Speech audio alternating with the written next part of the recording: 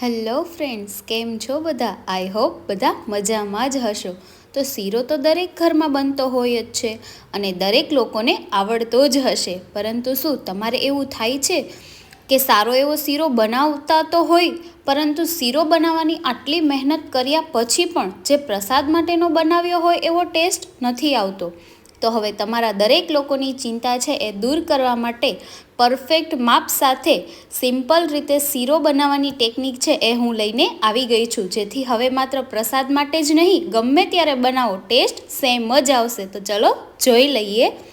જય શ્રી કૃષ્ણ, જય મુરલીધર બધાની. હું છું પ્રિયા અને પ્રિયાસ કુકિંગમાં તમારા બધાનું સ્વાગત છે.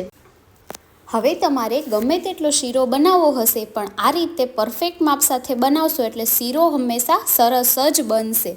તો એના માટે મેં અહીંયા છે એ 3 ચમચા જેટલું છે એ ઘી લઈ લીધું છે. ત્યારબાદ આપણે એમાં છે બદામ, તમે બીજા કોઈ ડ્રાયફ્રૂટ્સ ઉમેરવા માગતા હોય તો આમાં ઉમેરી શકો છો. તો મેં અહીંયા છે એ બદામ લીધેલી છે. હવે એને આપણે તળી લઈએ. જો બદામ તળીને લેશું તો જે તળેલી બદામનો જે સ્વાદ હોય છે એ ખૂબ જ સરસ આવે છે.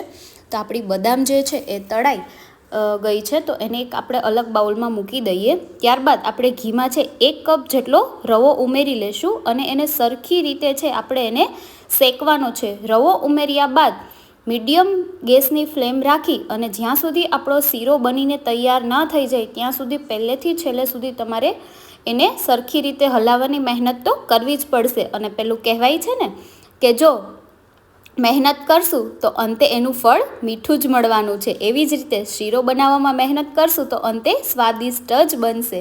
તો આપણે છે એ રવાને સરખી રીતે છે એમાંથી ઘી છૂટું ન પડવા લાગે ત્યાં સુધી એકદમ ગેસની ફ્લેમ ધીમી રાખી અને ધીમે ધીમે છે એ કન્ટિન્યુ શેકતા રહેશું. એટલે આપણો રવો છે એ ગોલ્ડન બ્રાઉન કલર જેવો થઈ અને શેકાઈ જશે. અને જેમ જેમ તમારો રવો છે એ શેકાશે ને એટલી જ સરસ ઘરમાં છે એની સુગંધ પણ ફેલાવા લાગશે.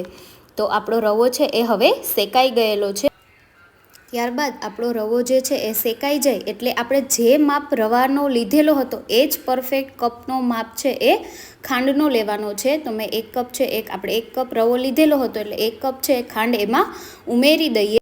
તમે જો 2 કપ કે 3 કપ રવાના માપથી બનાવતા હોય તો જે કપ રવાના લઉં છો એટલા જ કપ છે એ ખાંડના પણ આવશે. એટલે ગમે તેટલા વ્યક્તિઓનો બનાવો, પરંતુ જો પરફેક્ટ માપ સાથે બનાવશો તો કોઈ પણ જાતની ચિંતા નહીં રહે. ત્યારબાદ મેં એમાં છે અડધો વાટકો છે એ દૂધ ઉમેરેલું છે. ત્યારબાદ 2 મિનિટ એને સરખી રીતે હલાવશું. એના પછી આપણે આમાં 3 એ જ માપ છે એ 3 કપ પાણીના ઉમેરી દઈશું.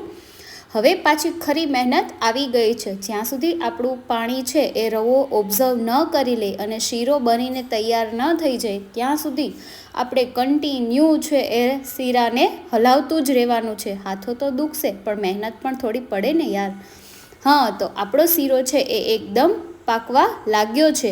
તો હવે એમાં મેં છે તળેલી બદામ હતી એનો બારીક એવો ભૂકો કરેલો છે એ થોડોક આમાં ઉમેરી દીધો છે અને થોડોક ગાર્નિશિંગ માટે રાખી દીધેલો છે. તો હવે છે એ આપણે રવો છે એને એકદમ છે હલાવી અને પાકી જાય ત્યાં સુધી હલાવતા રહીશું. એટલે આપણો શીરો છે એ બની અને તૈયાર થઈ જશે. અને એની સ્મેલ તો બનશે એટલે એવી ઘરમાં આવશે ને કે એવું જ થશે જલ્દી શીરો બને અને હું ગરમા ગરમ સૌથી પહેલાં ખાઈ લઉં.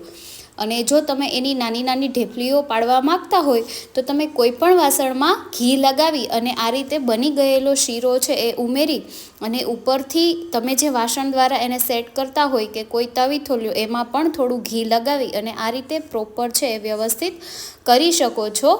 ત્યારબાદ તમે એમાં ગાર્નિશિંગ માટે કોઈ પણ જાતના ડ્રાયફ્રૂટ્સ કે કંઈ ઉમેરી શકો છો. ગાર્નિશિંગ કરી અને મૂકી અને 10 મિનિટ માટે ઠંડુ થવા મૂકી દઈશું. ત્યારબાદ આપણે એની ઢેફલીઓ પાડી લઈશું. અને બીજી રીત, તમે ઢેફલીઓ ન પાડવા માગતા હોય તો કોઈ પણ વાસણમાં આ રીતે બનેલો શીરો છે એ મૂકી અને એમાં ઉપરથી ગાર્નિશિંગ કરી શકો છો. તો છે ને આપણો એકદમ ગોલ્ડન બ્રાઉન કલરનો શીરો બનીને તૈયાર. જો સફેદ બને તો રવો હંમેશા કાચો હોય છે અને જો રવો કાચો રહી જાય તો શીરાનો ટેસ્ટ છે એ બગડી જાય છે. એ ભૂલ ન કરવી. તો તમને મારી આજની આ રેસિપી કેવી લાગી કમેન્ટ ચોક્કસથી કરજો. અને જો તમે મારા વિડીયો પર નવા હોય તો લાઈક અને સબસ્ક્રાઈબ પણ કરતા જાજો. અને હા, બેલ આઇકન દબાવવાનું ભૂલતા નહીં, જેથી મારા આવનારા દરેક વિડીયોની નોટિફિકેશન તમને મળતી રહે. અને તમારા ફ્રેન્ડ્સ અને ફેમિલી મેમ્બરને પણ શેર કરો, જેથી નવી રીત બનાવવાની ટેકનિકથી એ પણ પરિચિત બને. ધન્યવાદ. Thank you for watching.